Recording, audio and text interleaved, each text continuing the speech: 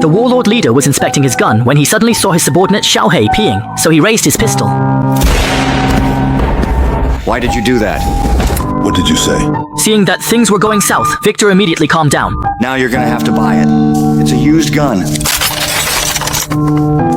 How can I legally and safely sell a used gun? A very well-used gun. And a very well-used gun. That's a really good one. Ha ha ha ha ha ha. The warlord was very impressed by Victor's courage, so he decided to buy 50,000 AK-47s and 30 T-72 main battle tanks from him. The two shook hands and closed the deal. This deal also made Victor the world's largest arms supplier, with a net worth of 60 billion pounds and a fleet of 50 private military aircraft. Every day, he shuttled between war-torn regions around the globe, selling Soviet military weapons to Africa, Latin America, and the Middle East. But before he became the world's #1 arms dealer, he was actually a homeless drifter, with his entire family pretending to be Jewish and living off welfare in the United States.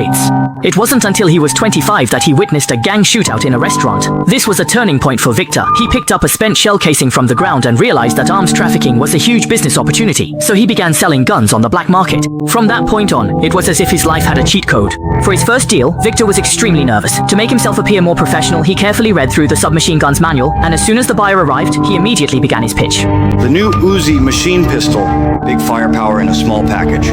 This little baby uses 9mm hollow points, 20 or 25 round extendable mags, rear flip adjustable sights, silencer comes standard, excellent recoil reduction, muzzle jump reduced by 40%, 60% improved noise suppression. You can empty a mag at me right now and never wake the guys in the next room.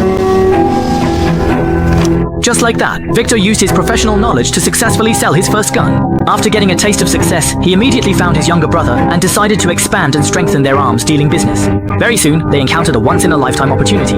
At a weapons exhibition in Berlin, they met Weiss, the biggest arms dealer at the time. Victor immediately went up to strike up a conversation, but the other party looked down on them completely and gave the two of them a harsh humiliation. With no other choice, Victor could only continue doing business underground, until one day, he learned from the news that the US military had been attacked in Lebanon. To reduce casualties, they urgently withdrew from the area, leaving behind piles of M16 automatic rifles, which were being sold off at just $5 per pound. Victor immediately paid for 5,000 kilograms, then found a cargo ship. He planned to transport these guns to Libya and Africa. But unfortunately, as soon as they set out to sea, they ran into the International Maritime Patrol. Seeing this, Victor quickly told the captain to slow down, then had the workers lower the gangway and use paint to cover the original ship name, replacing it with a pre-prepared name. Finally, he picked up the satellite phone and used money to bribe high-ranking officials. In this way, he successfully slipped through and sold the batch of weapons to the African continent.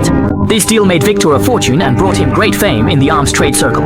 It wasn't until 1991, when the Soviet Union collapsed and Ukraine began selling weapons at low prices, that Victor bought 40,000 AK-47s, as well as a large number of planes, tanks, and armored personnel carriers, every type imaginable. He then started shipping arms to Africa in bulk.